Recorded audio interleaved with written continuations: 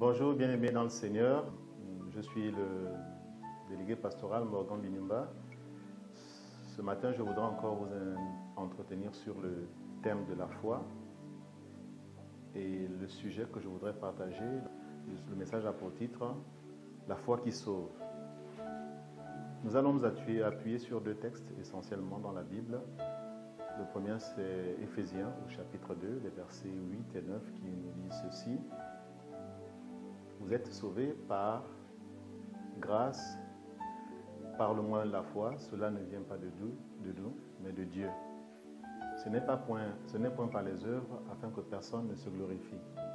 Le second passage se trouve dans l'épître de Paul aux Romains, au chapitre 3, les versets 23 et 24.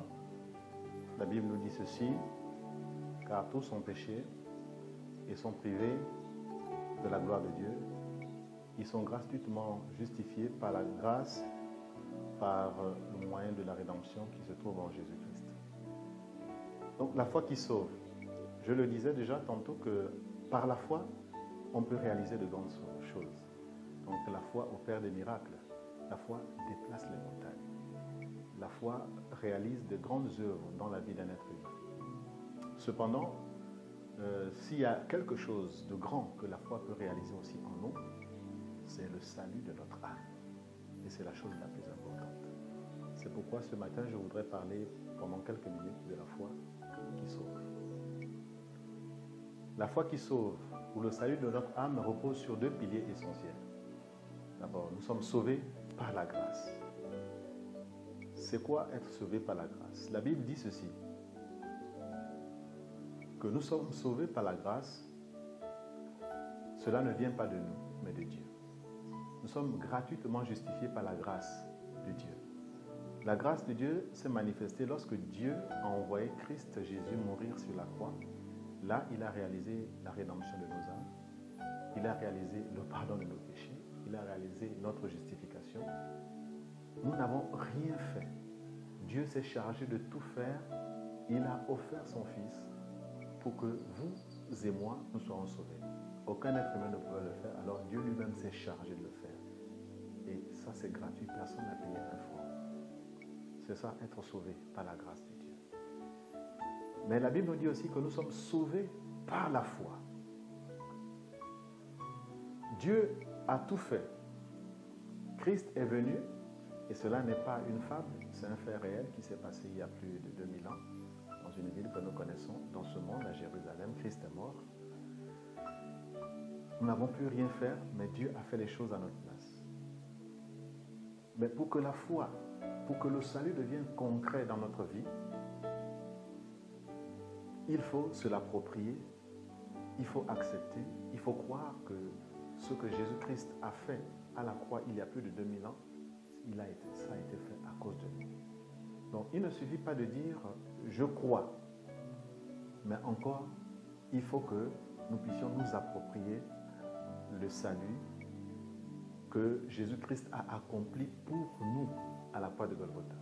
Donc, les hommes de toutes couleurs, les noirs et les blancs, les rouges et les jaunes, les petits et les grands, les pauvres, les riches, les hommes, les femmes, les intellectuels comme les incultes, les lettrés comme les illettrés, nous sommes sauvés tous par un dénominateur commun qui s'appelle la foi.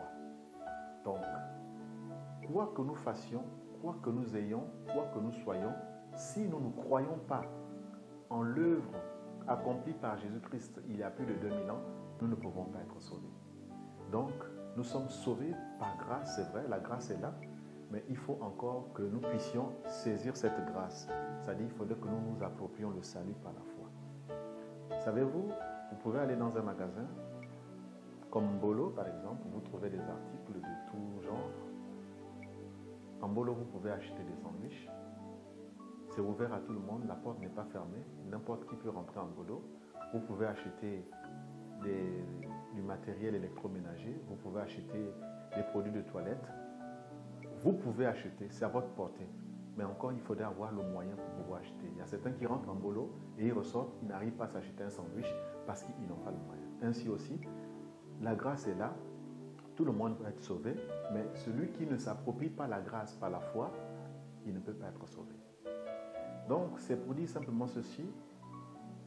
En guise de conclusion, c'est que ce message sur le salut par la foi est un message fondamental, est un message profond.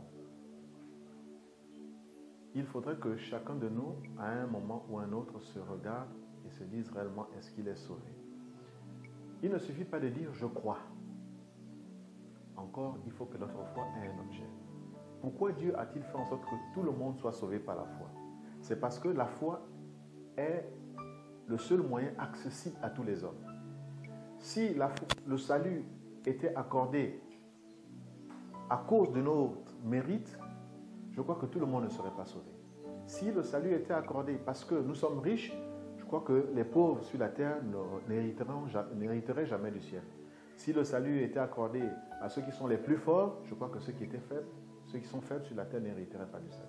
Si le salut était accordé à cause de notre rang familial, à cause d'un nom de famille, à cause de nos prouesses, il y a certaines personnes qui ne seraient pas sauvées. Dieu donc a choisi un moyen simple, un moyen qui est à la portée et qui est accessible à tous les hommes de la terre, de toutes les conditions, de toutes les langues, de toutes les tribus, de tous les peuples. C'est la foi. C'est pourquoi aussi personne ne pourra se justifier un jour devant Dieu. En effet, nous croyons tous en quelque chose. Tout le monde a la foi. Il y a certains qui croient à leur fétiche. Ils ont foi en fétiche.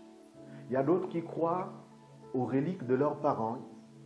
Il y a d'autres qui croient à la tradition. Il y a d'autres qui croient aux morts. Et si bien qu'ils se rendent une fois l'an ou bien tous les 2 mois dans un cimetière en train d'évoquer les morts parce qu'ils croient que leur salut viendra de là. Il y a d'autres qui croient en leurs poches, ils ont les poches pleines, ils ont de l'argent, ils ont une situation financière assez stable. Ils se disent que peut-être ça peut les aider. Il y a d'autres qui croient peut-être en leurs relations.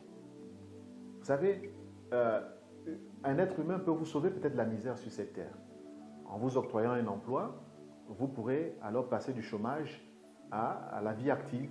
Vous direz tous les jours que c'est grâce à lui, je suis sauvé. Je ne suis plus un mendiant, je ne suis plus un vaurien, je travaille. Vos relations peuvent peut-être vous sauver de la prison.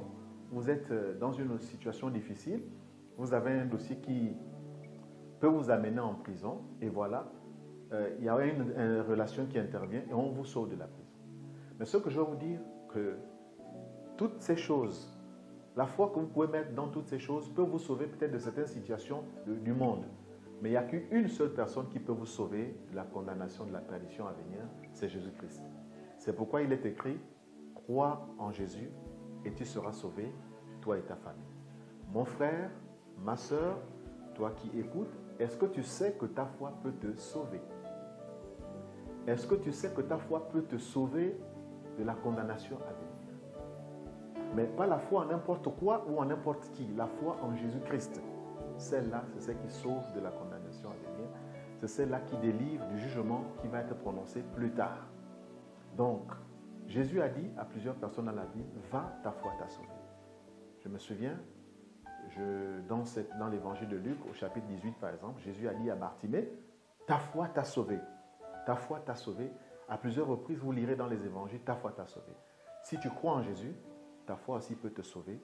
Sauver de la perdition, sauver de la condamnation, sauver de l'enfer. Donc, il faut croire, mais il faut croire en Jésus-Christ pour être sauvé, pour être délivré de la condamnation à venir. Voici les quelques paroles que je voulais partager avec vous. Que Dieu vous bénisse. Amen.